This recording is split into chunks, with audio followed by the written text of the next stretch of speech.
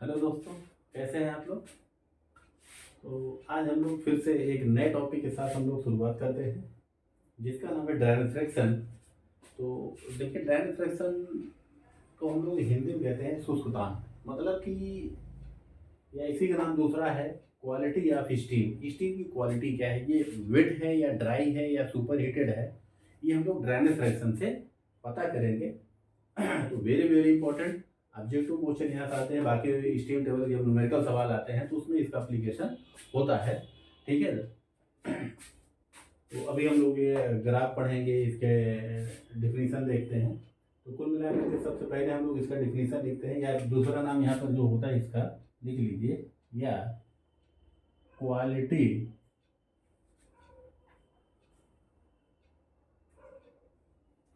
Quality of steam.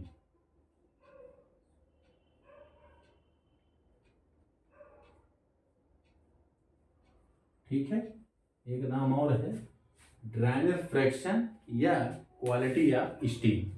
ठीक है। तो सबसे पहले हम लोग डिफिनेशन लिख लेते हैं। It is the ratio of, ठीक है, it is the ratio of, देखिए चैप्टर का नाम नोट कर लीजिए, इसको मिटा दे, ऊपर ये ग्राफ बनाते हैं।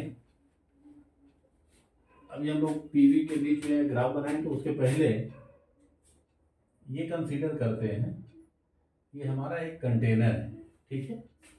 मान लिया कि ये कंटेनर है और इसमें वेपर और लिक्विड का मिक्सचर है। तो आप जाहिर सी बात है कि लिक्विड हमारा नीचे होगा, वेपर मतलब जो गैसियस फेज होगा वो कहाँ होगा, ऊपर होगा। तो मान लेते हैं इतना हमारा लिक्विड रीजन है। ठीक है।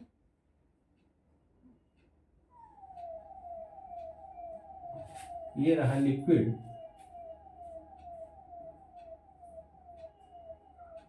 और इधर है हमारा वेपर।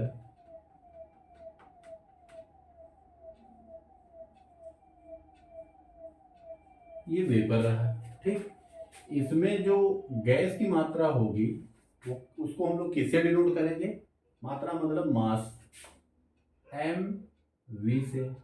और इसमें जो होगी उसको हम लोग डिनोट करेंगे, यहीं पर लिखिए साथ में एक साथ, M L, mass of liquid, mass of vapour.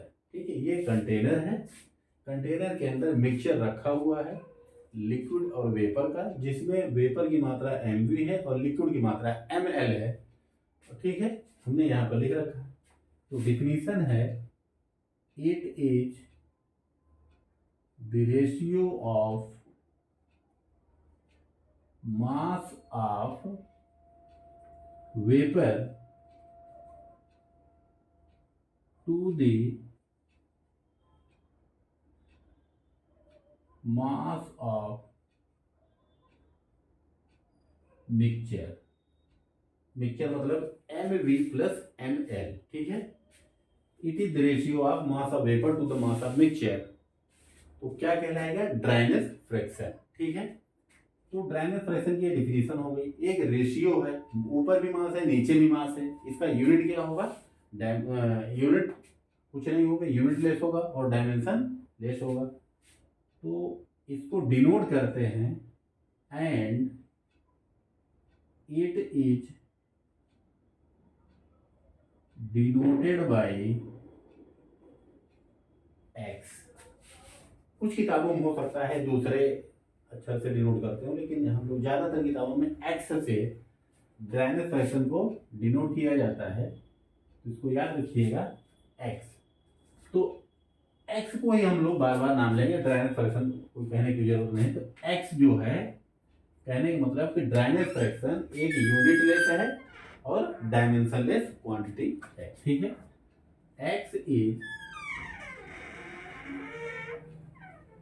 unitless and dimensionless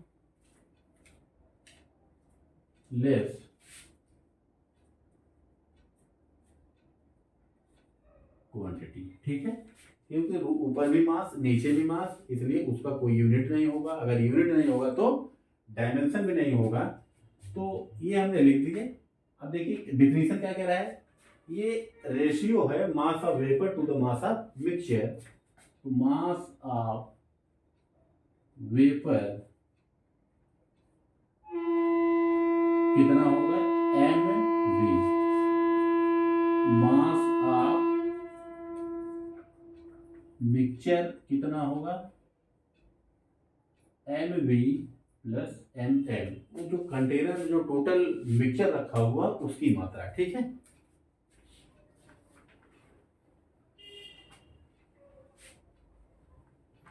तो डिफिनेशन क्या कह रहा है, डिफिनेशन कह रहा है x equal to mass of vapour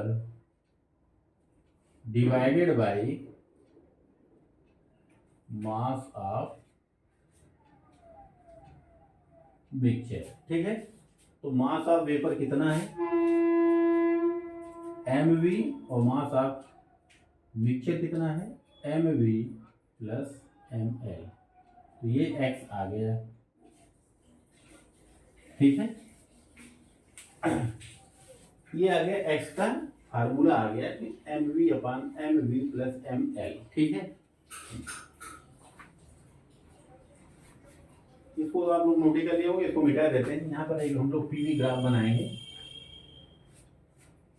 ठीक। तो पीवी ग्राफ बनाते हैं।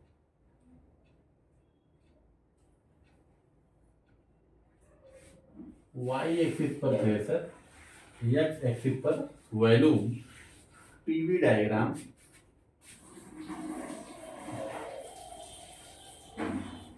ये रहा है। वेपर डोम, इस वाले क्षेत्र को वेपर डोम कहते हैं। इसका नाम हम लोग रख दिए, क्या कहते हैं, एस एल एल, और इसको क्या कहते हैं, एस वी एल, ठीक है। जहां पर एस एल क्या है, saturated liquid line, saturated vapour line, ठीक है।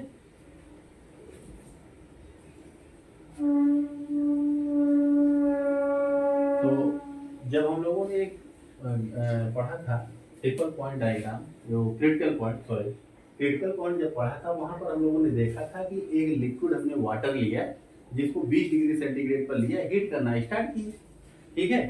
तो यहाँ पर भी मान लेते हैं कि हमने कुछ जो भी लिक्विड लिया होगा, कुछ तापमान रहा होगा, जो भी कुछ हो, एक्स वाई जेड कुछ भी तापमान हो, यहाँ पर न्यूमेरिकल वैल्यू नहीं लिखते, मान लेते हैं ये पॉइंट क्या है, ए। क्या है पॉइंट ए, जो लिक्विड हमने लिया वो पॉइंट ए है। अब इसको जब हम हीट करना स्टार्ट करेंगे, ये तापमान बढ़ते बढ़ते एक ऐसी कंडीशन आएगी कि वो बॉइलिंग स्टार्ट हो जाएगा, और बॉइलिंग जब स्टार्ट होगा तो यहाँ कौन सी लाइन को टच करेगा, saturated liquid line, just change होना स्टार्ट हो जाएगा, किसमें, वेपर फेज में, उसको कहा जाता है सैचुरेटेड लिक्विड लाइन। उसके बाद जब फेज चेंज होगा तो उस दौरान तापमान में कोई परिवर्तन नहीं होगा, लेकिन फेज चेंज होता जाएगा, ठीक है। एस वी एल है, उसके बाद आ गया ये पॉइंट बी और ये पॉइंट सी, फिर तापमान बढ़ाएंगे तो ये पॉइंट आ गया डी, ठीक है। मान लेते हैं हम लोग यहाँ पर हमारे पास 4 पॉइंट है, ए बी सी डी, ठीक है। तो क्या क्या पॉइंट हैं ये लिख लेते हैं पहले। ए से बी, ए से बी जो है क्या हो रहा है, हीट कर रहे हैं आप, टेम्परेचर तो बढ़ रहा है लेकिन फेज चेंज स्टार्ट नहीं होगा। इसको, इस रीजन को कहा जाता है सब कूल्ड रीजन या undercooled reason,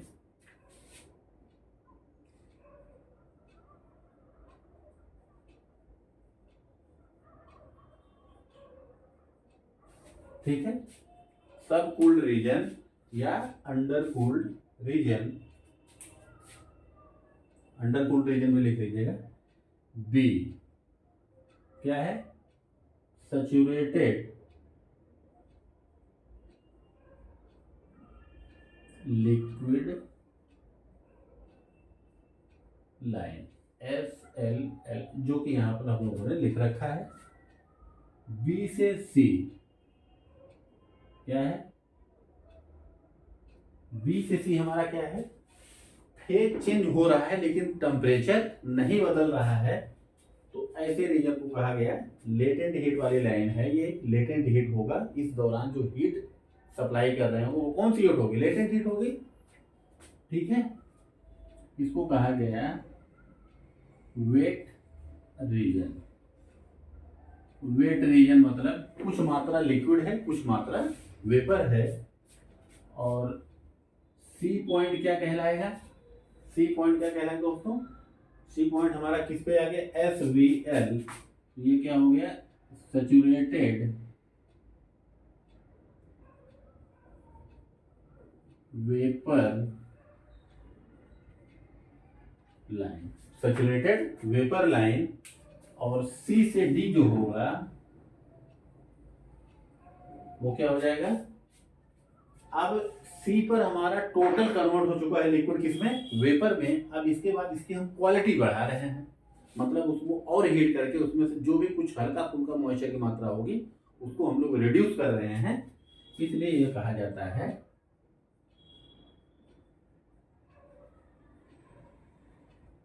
super heated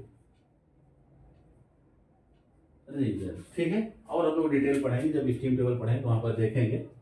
ये पॉइंट एक एक करके आप नोट कर लीजिए। फिर हम लोग इसको देखते हैं कि इस पॉइंट पर ड्राइनेज फ्रैक्शन कितना होगा, इस पॉइंट पर ड्राइनेज फ्रैक्शन कितना होगा। तो कुल मिलाकर के यही इंपॉर्टेंट है, और ड्राइनेज फ्रैक्शन एक्स का मान किसके किसके बीच लाई करता है। ठीक है, ये आप लोग नोट कर लीजिए। ओके, ठीक है।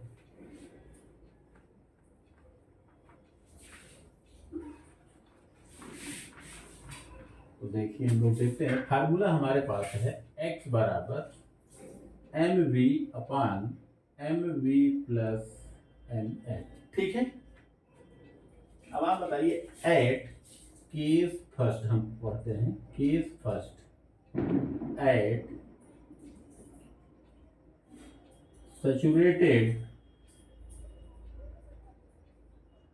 Liquid line. किस लाइन की बात कर रहे हैं, एस एल एल। जब सैचुरेटेड लिक्विड लाइन की बात करेंगे तो इस हमको बताइए इस लाइन पर जो भी चीजें होगी वो टोटल क्या होगा। क्या इस लाइन पर वेपर की मात्रा होगी, नहीं होगी। At saturated liquid line M V is equal to 0, क्योंकि इस लाइन पर मास ऑफ वेपर की मात्रा 0, क्योंकि अभी लिक्विड जो है जस्ट से स्टार्ट होगा चेंजिंग के लिए किसमें, वेपर में। तो x इक्वल टू कितना आ जाएगा, 0 upon 0 plus M L equal to कितना आ गया, 0 आ गया। Dryness fraction at saturated liquid line equal to 0 के second at saturated vapour line S V L. किस लाइन की बात कर रहे हैं हम लोग, पॉइंट सी पर आ गए, एस वी एल। तो यहां पर अब बताइए क्या होगा, इस लाइन पर टोटल लिक्विड किसमें कन्वर्ट हो चुका होगा, वेपर में। तो वहां पर लिक्विड की मात्रा क्या हो जाएगी, 0। तो एम एल इक्वल टू 0, तो यहां से x इक्वल टू क्या आ जाएगा, M V upon M V, और l की मात्रा क्या हो जाएगी, एम एल 0 हो जाएगा। इसलिए वैल्यू कितनी आ गई, x। मतलब कि यहाँ से x बराबर 0 और यहाँ से x बराबर 1। तो जो हम लोग लाइन देख रहे हैं saturated liquid line, saturated vapour line पर, तो ड्राइनेज फ्रैक्शन का मान 1 आ रहा है, x आ रहा है। तो क्या यहाँ पर हम लोग ये कह सकते हैं, डिफिनीशन क्या कहता है, यह एक अनुपात है किसका, मास ऑफ वेपर और मास ऑफ मिक्सचर का, जिसमें वेपर और लिक्विड दोनों हो। तो इसका मतलब इस लाइन पर बात करने का कोई सेंस नहीं बनता है। अब जैसे ही हम बी से सी की तरफ चलेंगे, बी से सी की तरफ चलेंगे तो क्या हो रहा है ये बताइए। आप देखिए इधर देखेंगे, जैसे जैसे हम लोग बी से सी की तरफ जा रहे हैं ड्राइनेज फ्रैक्शन का मान बढ़ता जा रहा है। मतलब यहाँ पर अगर कह दें 0.7, 0.75, 0.8, 0.9, 0.99। तो कुल मिला करके ये वैल्यू लगातार सी की तरफ जैसे जैसे हम लोग चलेंगे बढ़ता जा रहा है। मतलब कहने का क्या है कि ड्राइनेज फ्रैक्शन एक्स का मान कहाँ किसके किसके बीच लाई करेगा, तो इसके ऊपर सवाल आया, सवाल भी लिखते हैं, उसी से हम लोग रिजल्ट में हमारा पता चल जाएगा। ठीक है, तो ये नोट कर लीजिए, इंपॉर्टेंट है, वेरी वेरी इंपॉर्टेंट। आगे एप्लीकेशन होंगे सब। हम लोग ड्राइनेज फ्रैक्शन की अगर बात करेंगे तो कहाँ पर बात करेंगे, इसके बी और सी के अंदर ही बात किया जाएगा। ठीक है, इसको नोट कर लिए। ओके,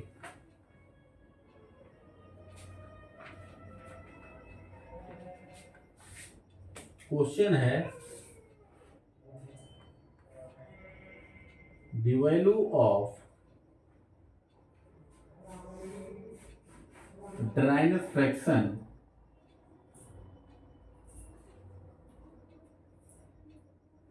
इज, क्वेश्चन है the value of dryness fraction is option A x greater than 0, B x less than 1, C x जो है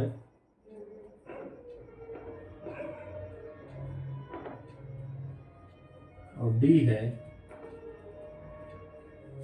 देखिए, ए में कहा गया है x ग्रेटर देन 0, बी में कहा गया x लेस देन 1 और सी में कहा गया greater less than or equal to 0 and greater than or equal to 0 and less than or equal to 1। मतलब कि x का मान 0 और 1 बीच में लाई भी करेगा, और 0 भी हो सकता है 1 भी हो सकता है। और डी में कहा गया 0 से ज्यादा होगा 1 से कम होगा। यहाँ पर इक्वल का साइन नहीं है, इसका मतलब ये कहता है कि ड्राइनेज फ्रैक्शन का मान 0 और 1 का कोई वैल्यू नहीं होगा।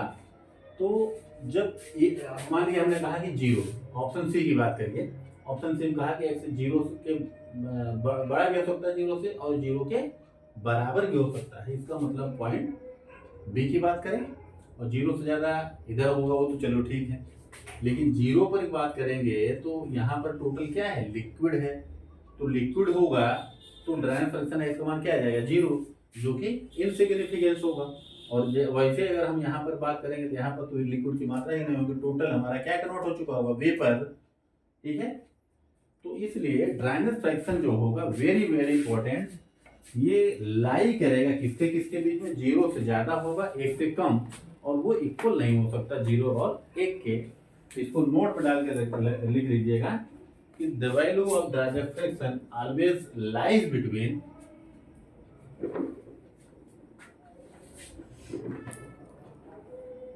the value of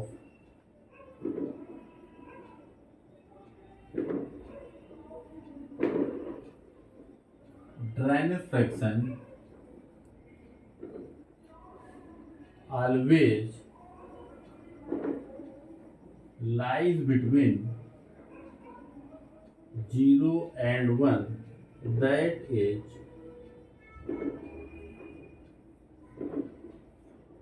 5 स्टार लगाइए, वेरी वेरी इंपॉर्टेंट, सभी एग्जाम में आ चुका है। ठीक है, तो ये रहा ड्राइनेज फ्रैक्शन का छोटा सा पार्ट जो कि हम लोगों ने देखा। इसका एप्लीकेशन होता है कहाँ पर, स्टीम टेबल स्टार्ट करेंगे तब।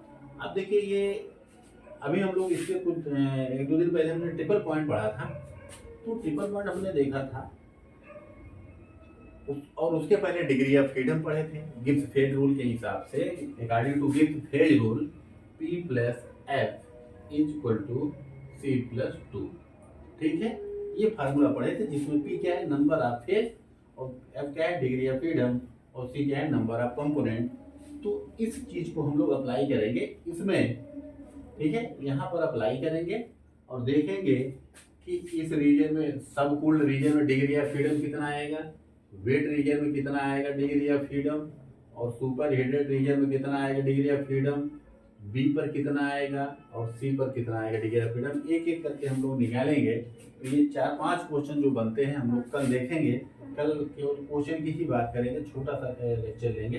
तो आज के लिए ये टॉपिक हम लोग यहाँ पर क्लोज करते हैं। अगर कोई भी दिक्कत है तो आप बिल्कुल हमसे पूछ सकते हैं। ठीक है, ये समझ में आया होगा। तो कल हम लोग स्टार्ट करेंगे, इसके क्वेश्चन 4-5 करेंगे, उसके बाद हम लोग पढ़ेंगे टेम्परेचर स्केल। ठीक है दोस्तों, ये टॉपिक यहाँ पर क्लोज करते हैं। Okay, thank you.